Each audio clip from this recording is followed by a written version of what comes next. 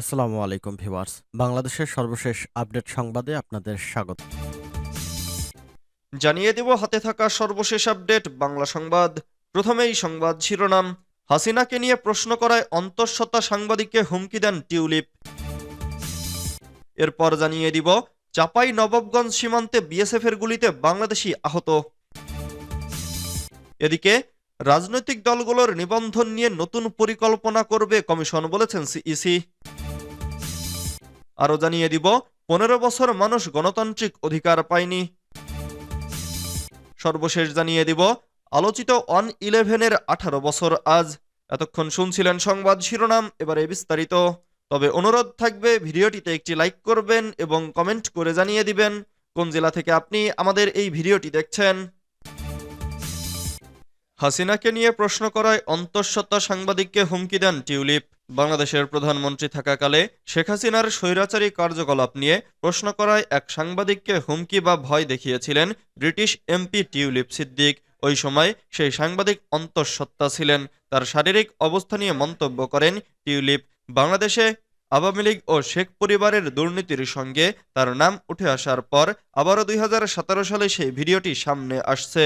ভিডিওটি পোস্ট করে 10 জানুয়ারি সংবাদ প্রকাশ করেছে ব্রিটিশ সংবাদ মাধ্যম the Telegraph. Tulip Siddique British পার্লামেন্টে লেবার পার্টির একজন সদস্য ও বর্তমান যুক্তরাজ্যের অর্থ মন্ত্রণালয়ের অর্থনীতি বিষয়ক মিনিস্টার। তিনি শেখ হাসিনার বোন শেখ রেহানার মেয়ে। ভিডিওতে দেখা গেছে শেখ হাসিনার শাসনামলে নিখোঁজ হওয়া ব্রিটিশ বাংলাদেশি আইনজীবী ব্যারিস্টার আরমানের মামলা সম্পর্কে টিউলিপকে জিজ্ঞাসাবাদ করেন ওই সাংবাদিক।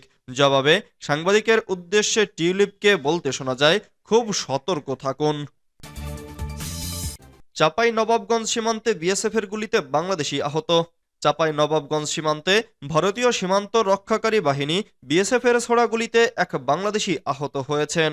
আহত শহীদুল ইসলাম রাজশাহী মেডিকেল কলেজ হাসপাতালে চিকিৎসাধীন রয়েছেন। শুক্রবার 10 জানুয়ারি দিবাগত রাতে চাপাই নবাবগঞ্জ জেলার শিবগঞ্জের সোনা মসজিদ স্থলবন্দর বাগিচাপাড়া ভারতের সীমান্তবর্তী এলাকায় এ ঘটনা ঘটে। আহত শহীদুল ইসলাম শিবগঞ্জের বাগিচাপাড়ার আনারুল ইসলামের ছেলে। আহতের বিষয়টি চাপাই নবাবগঞ্জের 59 বিজিবি ব্যাটালিয়নের অধিনায়ক লেফটেন্যান্ট কর্নেল গোলাম কিবরিয়া নিশ্চিত করেন। রামেক হাসপাতাল সূত্রে জানা গেছে, গুলিবিদ্ধ অবস্থায় আহত শহীদুল ইসলাম সোনা মসজিদ স্থলবন্দর বাগিচাপাড়া ভারতের সীমান্তবর্তী এলাকায় বিএসএফের গুলিতে গুরুতর আহত হন। তার বুকে গুলি লাগে। শনিবার 11 জানুয়ারি ভোর 5:30টার দিকে স্বজনরা তাকে উদ্ধার করে রামেক হাসপাতালে জরুরি বিভাগে আনলে কর্তব্যরত চিকিৎসক তাকে 2 নং ওয়ার্ডে ভর্তি করেন। বর্তমানে তিনি হাসপাতালে চিকিৎসাধীন রয়েছেন। এ বিষয়ে রাজশাহী মেডিকেল কলেজ হাসপাতালের মুখপাত্র ডক্টর শঙ্কর কুমার বিশ্বাস বলেন, তার বুকের ডান পাশে গুলি লেগেছে। তার অস্ত্রোপচারের জন্য হাসপাতালের অপারেশন থিয়েটারে নেওয়া হয়েছে। বিস্তারিত পরে জানানো হবে। রাজনৈতিক দলগুলোর নিবন্ধন নিয়ে নতুন পরিকল্পনা করবে কমিশন, বলেছেন সিইসি। প্রধান নির্বাচন কমিশনার এএমএম নাসির উদ্দিন বলেছেন, সংস্কার কমিশন প্রতিবেদন দেওয়ার পর রাজনৈতিক দলগুলোর নিবন্ধন নিয়ে নতুন পরিকল্পনা করা হবে। শনিবার 11 জানুয়ারি সকালে সিলেট সার্কিট হাউসে মতবিনিময় সভায় তিনি এসব কথা বলেন। এএমএম নাসির উদ্দিন বলেন, সংস্কার কমিশনের প্রতিবেদন দেওয়ার পর রাজনৈতিক দলগুলোর নিবন্ধন নিয়ে নতুন পরিকল্পনা করবে ইসি।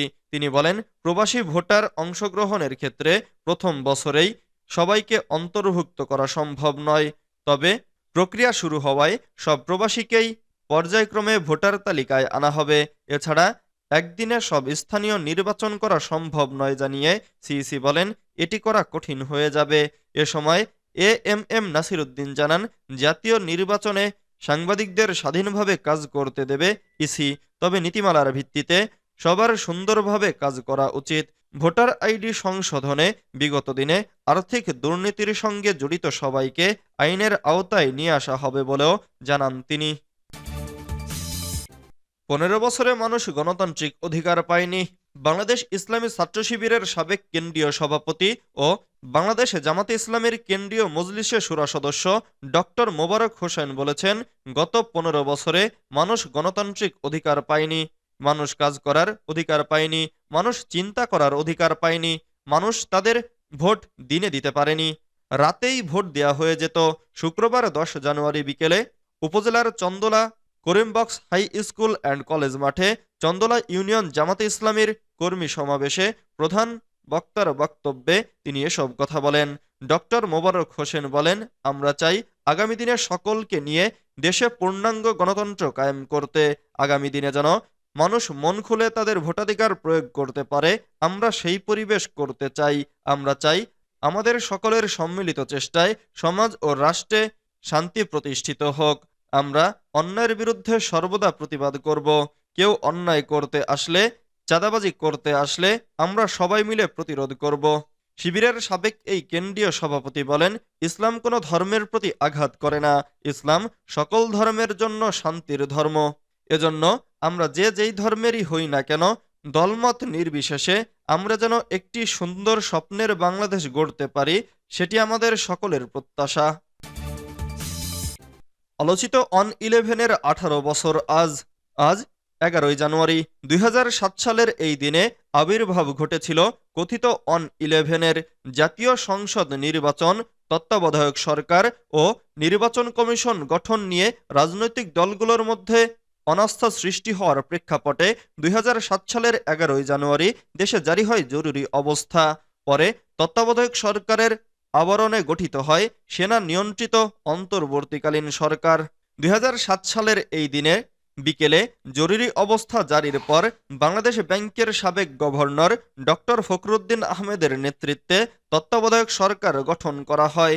2007 সালের 11 জানুয়ারি বৃহস্পতিবার দিনভর চারদিকে ছিল নানা গুজব গুঞ্জন। সার্বিক পরিস্থিতি ছিল থমথমে।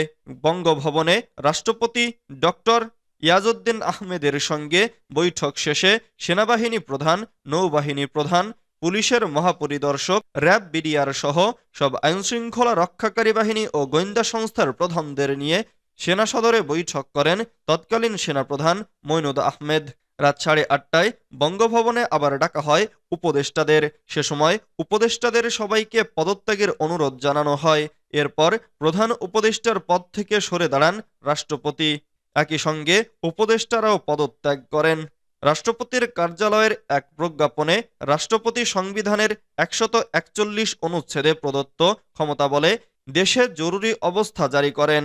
এরপর নানা উদ্বেগ উৎকণ্ঠার মধ্যে রাত 11:30টায় জাতির উদ্দেশ্যে ভাষণ দিয়ে তৎকালীন রাষ্ট্রপতি ডক্টর ইয়াজউদ্দিন আহমেদ তত্ত্বাবধায়ক সরকারের প্রধান উপদেষ্টার পদ থেকে পদত্যাগের কথা জানান। পরে তত্ত্বাবধায়ক সরকারের প্রধান উপদেষ্টা হিসেবে নিয়োগ দেওয়া হয় ডক্টর ফখরুদ্দীন আহমেদকে। তিনি নতুন উপদেষ্টা পরিষদ গঠন করেন। 2006 সালের 28 নভেম্বর তৎকালীন বিএনপি জামাত জোট সরকারের মেয়াদ শেষ হওয়ার পর তৎকালীন রাষ্ট্রপতি অধ্যাপক ইয়াজউদ্দিন আহমেদকে প্রধান উপদেষ্টা করে তার নেতৃত্বে তত্ত্বাবধায়ক সরকার গঠিত হয়।